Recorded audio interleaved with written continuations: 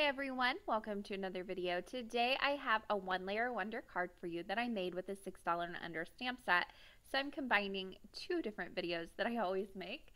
Now here's a look at the stamp set that I'll be using today. It's called Twilight. It's from One Canoe, Two Canoe. I bought this from Joann's online. I just happened to be browsing there. I seen this and the price and I was like, all right, I've got to give this a try, see what I can come up with. So here's a look at the stamp set. I'm going to start off with these three solid flowers right up here in the top left hand corner.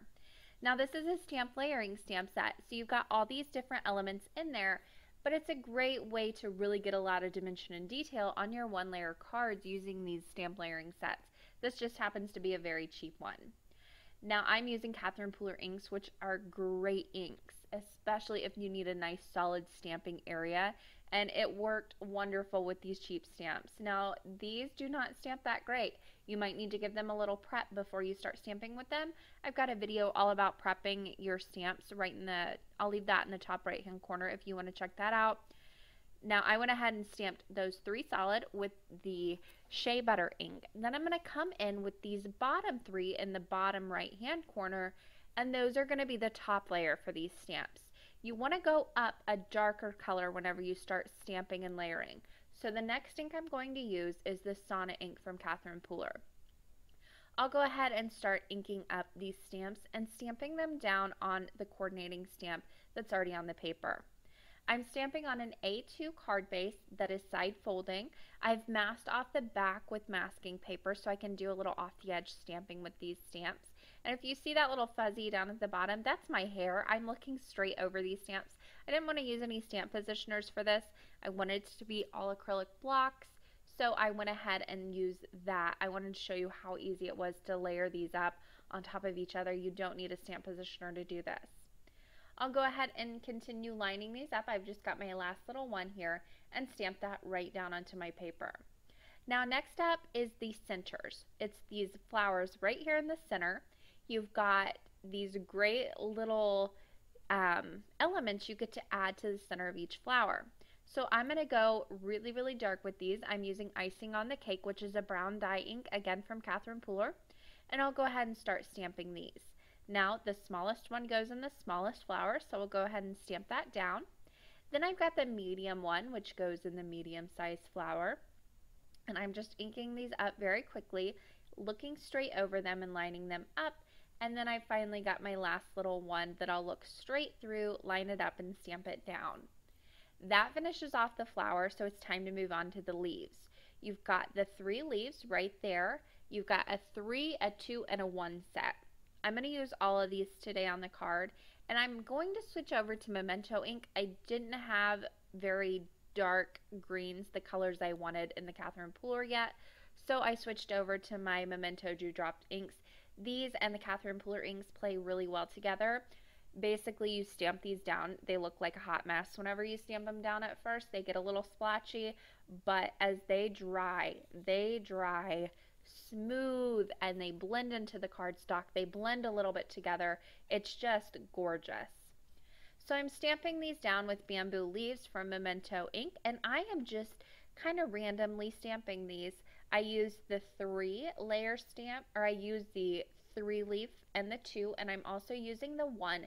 That one little leaf there is great to fill in all those little spaces where you just need a little something extra, like right next to this 3 leaf stamp. It's great to just have that to fill in all those extra spaces. So I'm stamping quite a few of these, as you can see. I'll go ahead and stamp a few more little leaves, and then it's time to start with the next layer of these. That you've got the 3, the 2, and the 1. They're all right there pointed out for you. And I'll go ahead and stamp these with a darker green ink. Now as I'm lining these up and stamping these, I want to say to you, if you do not have all these different shades of ink, that's okay. You can still use a stamp layering stamp set. All you need to do is when you first stamp down your image, you can stamp it down once, and then you can use that same ink and double stamp your top layer. Or you can do second generation stamping for your first layer, so go ahead and ink up your stamp it off, and then stamp it on your paper. That's going to give you a lighter shade of ink. Then you can come in with your top layer and just do a regular inking and stamp it right on top. That's going to give you a darker layer on top, and you don't need as many ink pads to do it with. You just need one. So there are several ways to do stamp layering stamp sets with just one ink pad. Don't think you need all these different shades. So my next color that I'm using is Polished. I'll go ahead and stamp this down with those solid stamps. Again, I'm going to really speed this up because a lot of this is just filling in and making my own pattern paper. This stamp set makes a gorgeous pattern paper. It kind of reminds me of like a floral wallpaper or something, but it's pretty floral wallpaper, I promise. So I'm stamping these down and I'm switching up colors now. I'm using a little bit of shea butter, a little bit of Polished, kind of piecing them together as I go. I just want to make sure that when I'm doing this, I leave enough room for some leaves whenever I go back and stamp these down. Now I'll go ahead and finish stamping a few stamps in the top left hand corner. So I'm going back into that Polished, stamp that down, and here you can see why I have that masked off on the back. I wanted to be able to stamp off the edge of my cardstock without worrying about stamping on the back of the card base. Now it's time to come in and fill in all of these stamps with their second layer. Now for the Polished, I'm using Mandarin Spice as my second layer. And for the shea butter, of course, I'm using Sauna for those as well as I did on the first ones. Whenever you're doing a large background like this, I think it's best to have a piece of computer paper underneath just to catch the extra ink that goes off the sides and you don't make a mess or smear any ink that way. Now, in all of the images, all of the flowers, I'm going to go ahead and pop in the centers. I'm using icing on the cake for all of these. So they're all going to have brown centers, which really ties the whole thing together. So as I'm doing this, I would say if I were to give any piece of advice, it's to carry certain colors across the entire card. That way it looks more cohesive when the end piece is finally done. Also, if you have trouble with stamping solid stamps like this, it might be a good idea to add a piece of fun foam underneath the cardstock you're stamping on. That gives it a little bit of give, helps the stamp a little bit better. If you don't have fun foam, you can use a mouse pad, you can use a notebook, a magazine, just something that has a little bit of give, a little bit of softness to it, so you can go in and really give those stamps a good press down, and it's got a give instead of a hard surface like I'm working on here. Just remember to always keep that computer paper underneath so you're not smearing ink, transferring it to your card. That's the worst. Whenever you have a card pretty much done and then you get a big ink smear on it. I've done it, everyone's done it, but it's not fun to do. I'm going to go ahead and finish off stamping some of these leaves. Now again, I went ahead and stamped some of the 3, some of the 2, but that one little leaf stamp is what I use the most to go in as a filler and really fill this out. So I'll come in with quite a few of those and stamp those out, fill in all that white space where it just looks a little bit too bare for me. Then it's time to come in with the top layer. For this, I'm using Olive Grove ink from Memento. This is in the little dewdrop form. I'll go ahead and stamp all of those layers right on top of each other and just give it a good press down. These will blend together a little bit. If you don't want them to blend together, you want it to be a little bit more defined, you can always wait for your ink to dry and then you can come in and stamp on top of it. That's not going to blend as well whenever you do that. Here's a closer look at all of these stamped down. You can see these aren't perfectly lined up each and every time, but it's still such a great effect. It's so much fun to stamp these out. Now I wanted to add the blessed sentiment from this set. I wanted to use only this set in this card. So I grabbed that blessed sentiment. I placed it in the bottom left hand corner of that card and I prepped my surface with my embossing bag. I'll go ahead and stamp this down with some Versamark ink.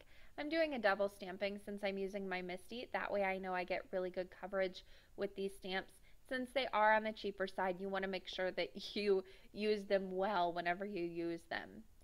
So I went ahead and stamped that down. I'll go ahead and cover that with some copper embossing powder. And if you have any little extra strays, you can use a paintbrush to dust those off. And I will heat set that. Now this still didn't stand out enough for me, so I came back in, popped my card right back into my little mini Misty here, and I will double stamp this right on top. This is going to give you a smoother finish. It's also going to give you a more raised area. so it will be a little bit bolder. It's going to stand out more from that background. You can see there, just by adding that second layer, it really helped pop it out away from that card base and that very busy background. But there is a closer look at that all ready to go. Now, there was still a little bit of white space around. You could leave that. It's still a gorgeous card, but I actually came in with a few copper Nuvo drops, and I'm just going to add a few droplets here and there around the card to fill in those spaces. I just thought it needed a little something extra, a little bit more shine, especially for these one layer cards. So I added a few of those. Once that was finished, this card was done and ready to go. I love, love, love the way this turned out. I love that this stamp set was under $6 even more. I mean, come on, it's a stamp layering set for that cheap. Here's a few closer looks at the finished card, and that is really going to do it for me today. This card was super simple to put together. It's a one layer card, so it's going to go through the mail super easy. What's not to love? On the left side of your screen, you're going to see a few different links you can click on, more videos to watch over there. If you like this video, please give it a thumbs up down below. You can also subscribe to my channel if you haven't already. Thanks for watching and happy crafting.